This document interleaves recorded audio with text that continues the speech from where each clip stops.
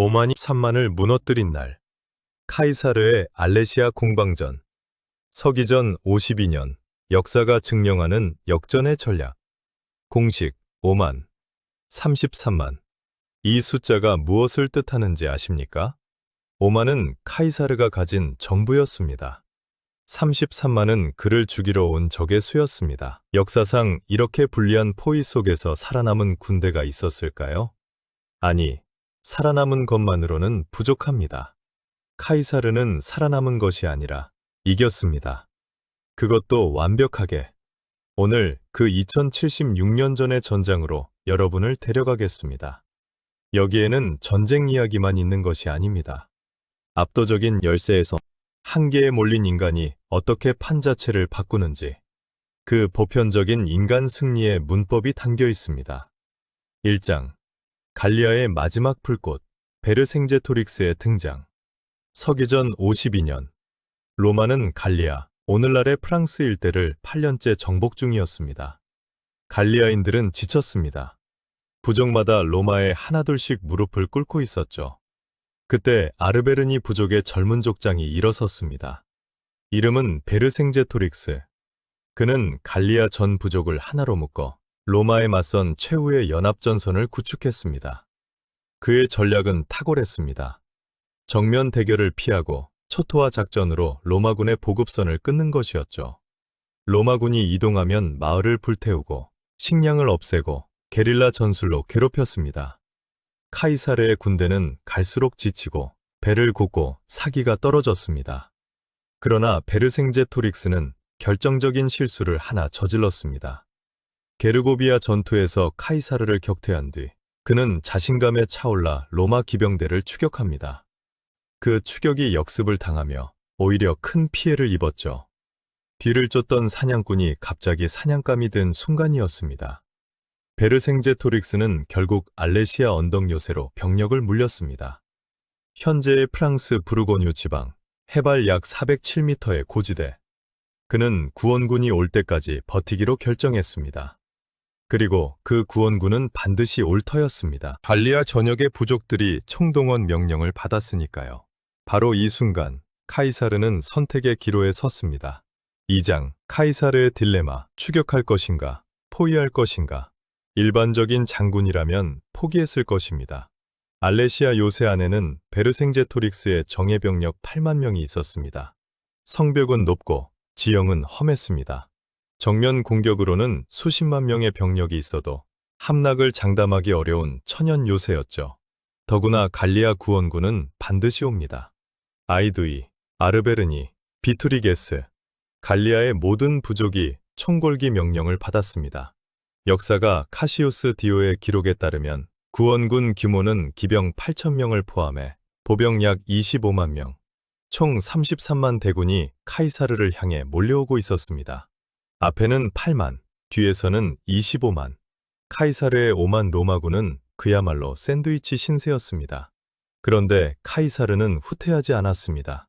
그는 오히려 더 깊이 파고들었습니다. 카이사르의 결정을 이해하려면 그의 사고방식을 알아야 합니다. 그는 자신의 회고록 갈리아 전기에 이렇게 썼습니다. 전쟁에서 위험을 회피하려는 자는 더 큰 위험에 처하게 된다. 베르생제토릭스가 탈출하도록 놔두면 그는 더 강해진 구원군과 합류해 카이사르를 괴멸시킬 것입니다. 지금 잡아야 했습니다. 여기서 이 순간에 3장. 인류 역사상 가장 미친 건설. 이중 포위망의 탄생. 카이사르의 명령이 떨어졌습니다. 성벽을 쌓아라.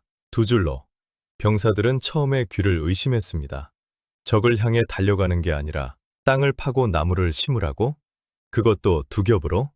카이사르의 설계는 이것이었습니다. 첫 번째 성벽, 콘트라 발라티오. 알레시아 언덕을 완전히 에워싸는 성벽. 총 길이 약 16km부터 18km까지. 이 안쪽에 갇힌 베르생제토릭스의 8만 병력이 절대로 나오지 못하게 하는 것이 목적입니다. 두 번째 성벽, 외벽, 키르쿰 발라티오. 내벽의 바깥쪽을 또 둘러싸는 성벽. 총 길이 약 21km. 이것은 밖에서 들이닥칠 25만 구원군을 막기 위한 것입니다.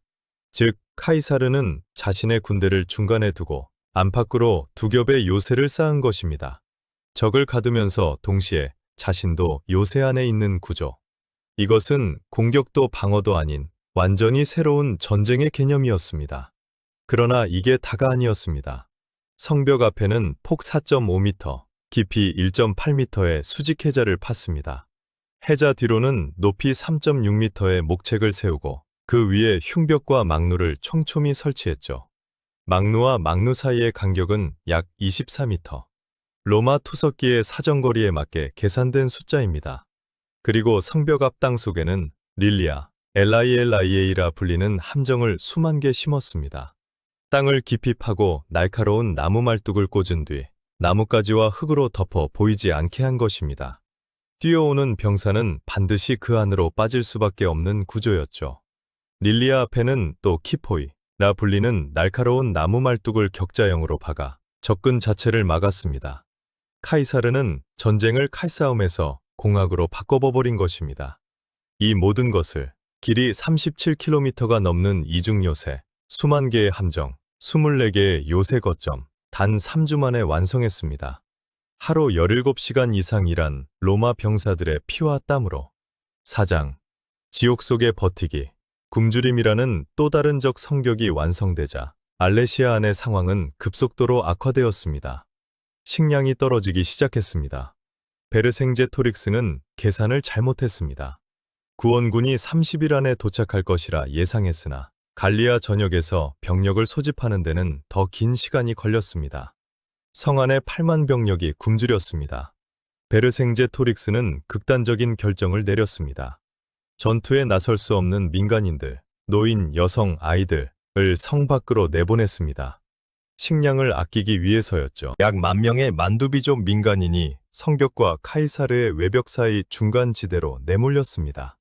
카이사르도 받아들이지 않았습니다. 이 사람들에게 식량을 나눠주면 자신의 병사들이 굶주리게 됩니다. 그는 냉혹하게 통행을 막았습니다. 민간인들은 그 사이 황무지에서 굶어 죽었습니다. 역사는 아름다운 이야기만이 아닙니다. 전쟁의 냉혹함 앞에서 카이사르도 베르생제토릭스도 인간적인 결단과 비인간적인 계산 사이를 오갔습니다. 한편 카이사르의 진영도 한계에 달하고 있었습니다. 보급선은 길었고 포위망 유지를 위해 병력은 분산되었습니다. 병사들의 불만은 켜졌고 우리가 여기서 죽겠구나는 공포가 진지 전체를 감쌌습니다. 카이사르는 매일 밤 횃불 하나에 의지해 진영을 직접 순회했습니다. 지친 병사 옆에 앉아 이름을 불러주고 어깨를 두드렸습니다. 지도자의 존재 자체가 군대의 사기를 붙잡고 있었습니다.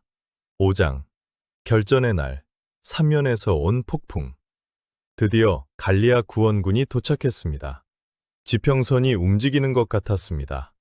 25만 명의 대군, 기병, 보병, 투석병이 뒤섞인 거대한 물결이 알레시아를 향해 밀려왔습니다. 베르생제토릭스도 때를 놓치지 않았습니다. 구원군이 외벽을 공격하는 바로 그 순간 성 안의 8만 병력이 내벽을 향해 돌진했습니다. 안팎에서 동시에 포위망을 두드린 것입니다. 카이사르의 5만 군대는 두 방향으로 찢겨나갔습니다. 어떤 병사들은 내벽을 지키고 어떤 병사들은 외벽을 지켰습니다. 성벽이 무너지는 소리가 들렸고 로마 방패들이 깨져나갔습니다. 이때 결정적인 순간이 찾아왔습니다. 구원군 지휘관 베르카시벨라우누스가 북서쪽 고지대의 허점을 발견했습니다. 그 지점은 지형상 성벽이 완벽하게 닫히지 않는 약점이었습니다. 6만 명의 갈리아 정예군이 그리로 몰렸습니다. 로마 방어선이 흔들리기 시작했습니다. 함나까지 단 한 걸음. 바로 그 순간 카이사르가 움직였습니다. 그는 자신의 상징인 붉은 망토, 펄럭이며 전장에 나타났습니다. 내비로 남겨두었던 기병 수천 명을 직접 이끌고 외벽 밖으로 돌진한 것입니다. 구원군의 측면을 향해 카이사르가 직접 칼을 들었다는 것, 이 사실이 전장 전체를 뒤흔들었습니다. 로마 병사들은 공포를 잊었습니다. 지휘관이 앞에서 달리는데 뒤에서 물러설 수 없었습니다. 지친 몸이 다시 불타올랐습니다. 동시에 갈리아 구원군은 혼란에 빠졌습니다. 측면에서 갑자기 쏟아진 기병 돌격에 진영이 무너졌고 병사들끼리 엉키며 카이사르가 설치한 함정 속으로 쏟아졌습니다. 릴리아가 그 역할을 다했습니다. 땅 위에 꽂힌 수만 개의 나무 말뚝이 돌진하는 갈리아 병사들의 발과 몸을 가로막았습니다. 구원군의 전열이 무너지자 성 안의 병력도 퇴각했습니다. 밤이 지나고 새벽이 밝았을 때 알레시아 언덕 위에는 백기가 올랐습니다. 6장 베르생제토릭스의 항복. 역사에서 가장 극적인 장면 중 하나. 다음 날 아침 알레시아의 성문이 열렸습니다. 베르생제토릭스가 말을 타고 천천히 내려왔습니다. 그는 카이사르 앞에 멈춰 섰습니다. 갑옷을 벗어 땅에 내려놓고 말에서 내렸습니다. 그리고 무릎을 꿇었습니다. 로마 역사가 플루타르코스는 이 장면을 이렇게 전합니다. 베르생제토릭스는 자신의 모든 무기를 카이사르 발 앞에 쌓았습니다. 말 한마디 없이 그것으로 모든 것이 끝났습니다.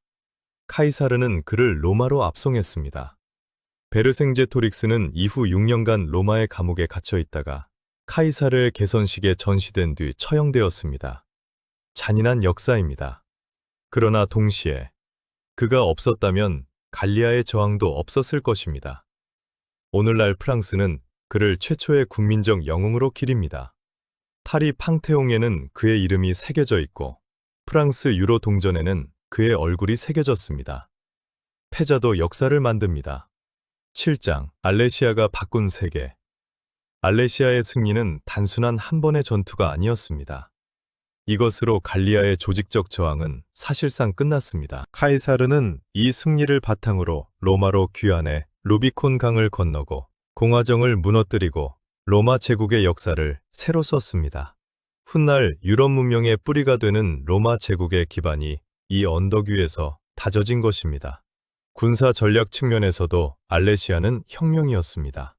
포위하면서 동시에 포위당하는 이중 포위 전술은 이후 수천 년간 군사 교범에 실렸습니다. 나폴레옹도 알레시아를 연구했고 2차 세계대전의 전략가들도 이 전투를 분석했습니다. 2000년이 지난 오늘 프랑스 알리즈 생트렌 마을 언덕에는 높이 7m의 베르생제토릭스 동상이 서 있습니다. 역설적이게도 패배한 자의 동상이 승자의 나라에 세워진 것입니다. 그 언덕 아래 땅을 파면 지금도 로마군의 철 화살촉과 투석 탄환이 나옵니다. 1860년대 나폴레옹 3세의 명으로 시작된 발굴에서 실제로 수천 점의 유물이 출토되었습니다. 역사는 땅속에 묻혀 있었습니다. 8장 오늘의 우리에게 중과부적의 상황에서 살아남는 법. 이제 2076년의 시간을 건너 오늘로 돌아오겠습니다. 여러분은 지금 어떤 알레시아에 서 있습니까? 압도적인 경쟁자가 앞에 있습니까? 자금이 없습니까? 인맥이 없습니까? 학력이나 스펙이 부족합니까? 시간이 없습니까? 카이사르가 알레시아에서 우리에게 남긴 것은 세 가지 전략입니다. 첫째, 적이 짠 판에서 싸우지 말 것. 카이사르는 갈리아군이 원하는 방식, 숫자 대 숫자의 정면 충돌을 거부했습니다. 대신 그는 자신이 잘하는 것, 공학과 설계로 판을 바꿨습니다. 여러분의 경쟁자가 자본으로 밀어붙인다면 당신은 창의성과 속도로 맞서십시오. 그들이 규모로 싸운다면 당신은 집중력으로 싸우십시오. 판을 바꿔야 합니다. 둘째, 불리한 상황 자체를 무기로 바꿀 것. 카이사르는 포위당할 위기를 오히려 이중 포위로 역전시켰습니다. 자원이 부족할 때 오히려 더 창의적인 해결책이 나옵니다. 등이 벽에 몰렸을 때 사람은 평소에는 생각지도 못한 방법을 찾아냅니다. 한계는 창의성의 어머니입니다. 셋째, 결정적 순간에 직접 나설 것. 전장이 흔들릴 때 카이사르는 뒤에서 명령만 내리지 않았습니다. 붉은 망토를 입고 최전선으로 뛰어들었습니다. 리더가 직접 나서는 순간 팀은 달라집니다. 여러분의 팀이, 가족이, 동료가 한계에 부딪혔을 때 직접 나서십시오. 그 존재 자체가 힘이 됩니다. 카이사르는 이 전투를 운으로 이기지 않았습니다. 그는 3주 동안 37km의 요새를 쌓고 수만 개의 함정을 묻고 모든 변수를 계산했습니다. 그리고 결정적인 순간 직접 말을 탔습니다. 준비된 자가 기회를 잡습니다. 설계한 자가 우연을 필연으로 바꿉니다. 알레시아의 언덕은 지금도 조용히 서 있습니다. 그 언덕 위에서 오만이 33만을 이겼습니다. 그 이유는 단 하나였습니다. 카이사르는 싸우는 방식 자체를 다시 설계했습니다. 역사는 우리에게 이렇게 말합니다. 세상을 바꾼 사람들은 조건이 좋았던 사람들이 아니었습니다. 조건이 나쁜 상황에서 판 자체를 새로 짠 사람들이었습니다. 오늘 여러분을 맡고 있는 33만 대군은 무엇입니까? 그리고 여러분만의 이중 성벽은 무엇으로 싸울 수 있겠습니까? 댓글로 여러분의 이야기를 들려주세요. 여러분이 맞서고 있는 싸움, 그리고 여러분이 설계하고 있는 전략을 이 채널이 함께 고민하겠습니다. 다음 편에서는 또 다른 역전의 드라마를 가져오겠습니다. 구독과 알림 설정 잊지 마십시오. 오늘도 여러분의 전장에서 설계하는 자가 되십시오. 오만이 33만을 이긴 날, 카이사르의 알레시아 공방전, 역사가 증명하는 역전의 공식, 갈리아 현 프랑스 알레시아 언덕, 카이사르 오만, 로마군 대 갈리아 연합 33만 대군, 1대 6.6의 절대적 열세, 앞뒤로 포위된 완전한 고립, 그리고 카이사르의 완벽한 승리. 이것은 단순한 전쟁 이야기가 아닙니다. 압도적인 불리함 속에서 어떻게 판을 바꿀 것인가. 2076년 전의 전장이 오늘 우리에게 보내는 전략의 메시지. 알레시아에서 이긴 핵심은 설계로 싸움의 룰 자체를 바꾼 것이었습니다. 지금 여러분의 삶에서 숫자, 자본 스펙 인맥로 밀어붙이는 갈리아 33만 대군은 무엇인가요? 그리고 여러분만의 이중 성격 전략은 무엇입니까? 댓글로 알려주세요. 같이 고민하겠습니다.